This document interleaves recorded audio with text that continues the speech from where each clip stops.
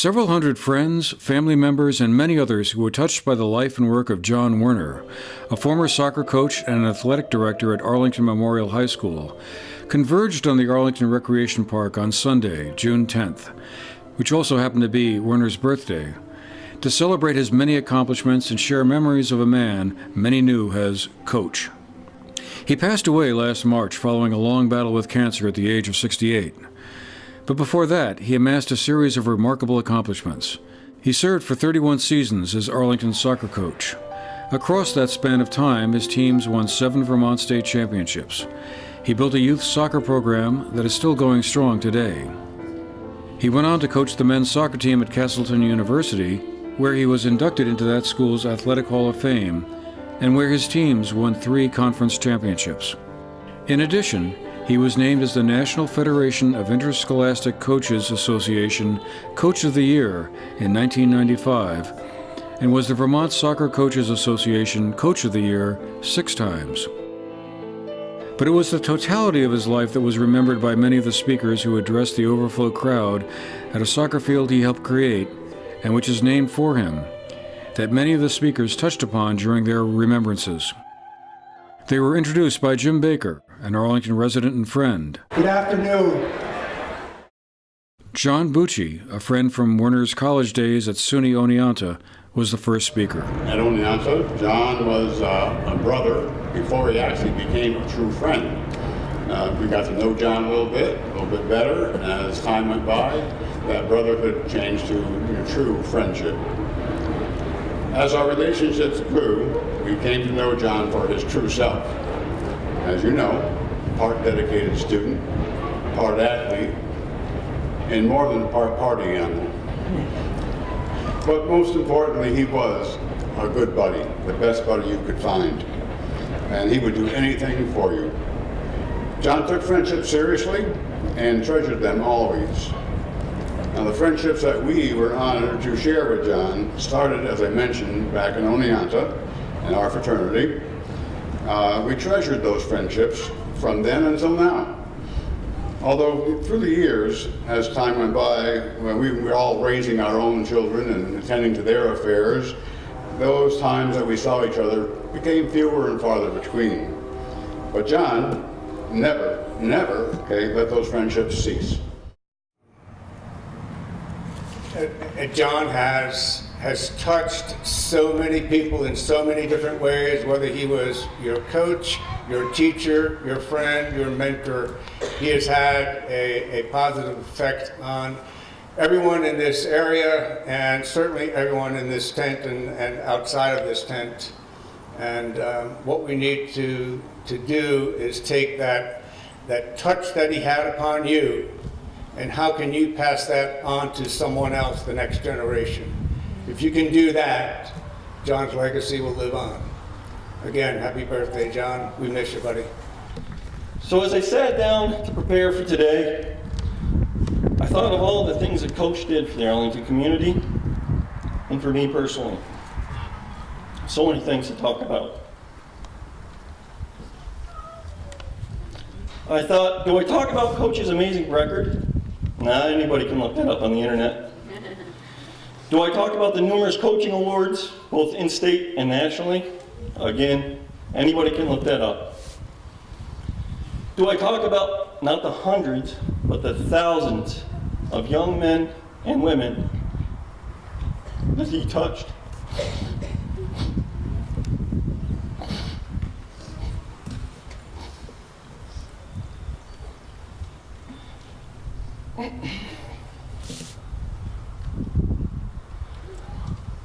As I thought more about it, I came with one word. And that word is thankful.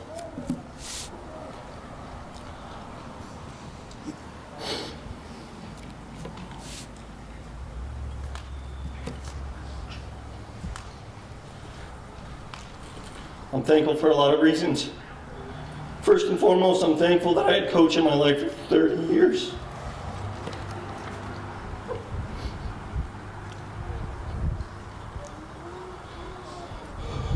I'm thankful that Coach and Judy decided this is where they're going to live. This is where they're going to raise their family. We're truly blessed that Coach and Judy picked our community. I thought to myself, boy, Coach could have gone anywhere in the country. Probably could have coached any large D1 school. Certainly made a lot more money.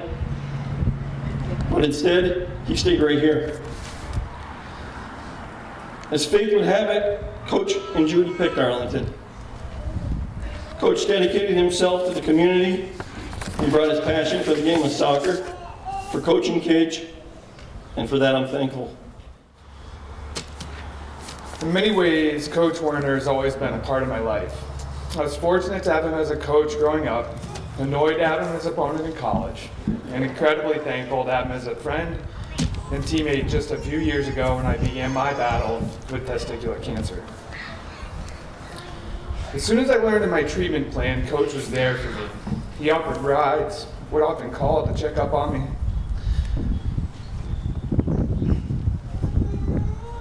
And we shared many days together in the cancer center, enduring hours of therapy. I am and forever will be thankful for all the conversations we had and for all the time we were able to spend together, regardless of the circumstance. Our conversations during those days spanned the gamut of day-to-day struggles, successes, past stories, whatever was going on with Arsenal's management, gardens, the occasional review of the cancer center staff, all good, I promise. Coach always had a way of taking whatever challenge was in front of him and making it a learning experience. There was never an inevitable outcome. Every situation had a bright side, some takeaway that would inform how you dealt with whatever came next. He and I shared that in common. And sometime early in my treatments, he led on to this simple little word that he'd been using, Linneo. Losing is not an option. The idea, he explains, that no matter the outcome, if you give it everything you've got, you can't lose. There's always something to be gained. I recall thinking how great it was, how simple, shareable, inspiring. John wasn't sure what to do with it, but I knew he was onto something worth sharing with others. He did too. All he wanted to do was spread the message.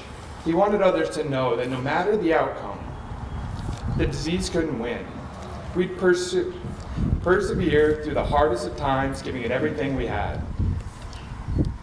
Because the simple little truth found in those 5 letters applies to so much more than the outcome of a situation.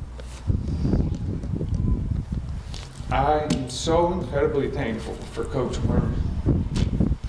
Thankful for his support in my own journey, his years of mentoring and guidance, and for his contribution to this community, this town, this world.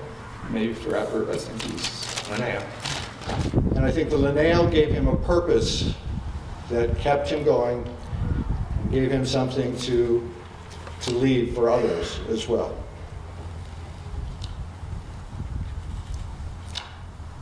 He always pushed himself forward.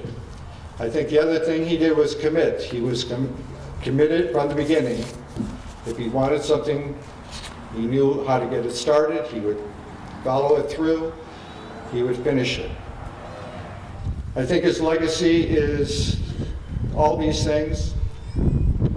He was a good person, a good friend. He was not only my best friend, he was my brother. I think all of us should go and learn from these things and pass the legacy on of John Werner to everybody who we come in contact with. Thank you. Dad would be humbled and honored to see each of you here today. Most of you know him as a coach, as a teacher, as a friend. I wanted to talk a bit about my dad, the gardener.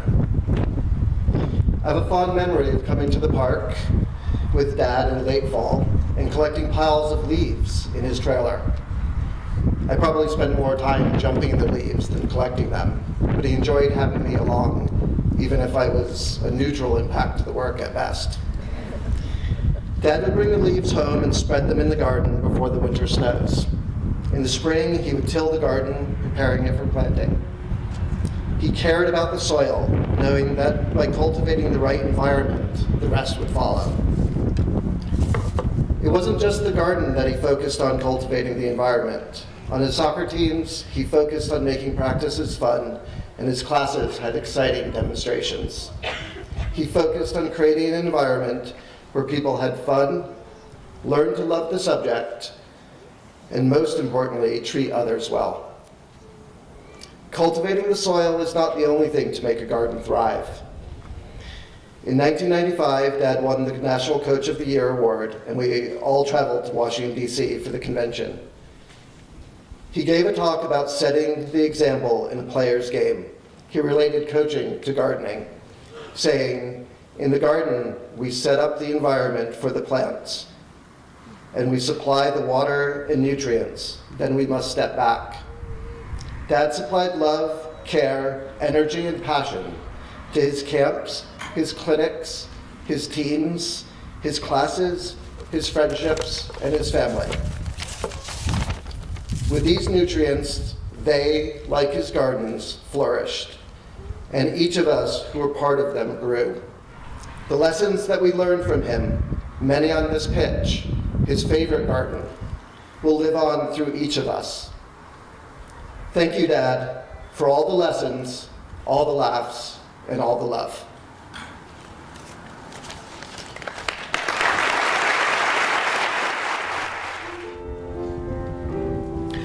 For the GNAT-TV News Project, I'm Andrew McKeever.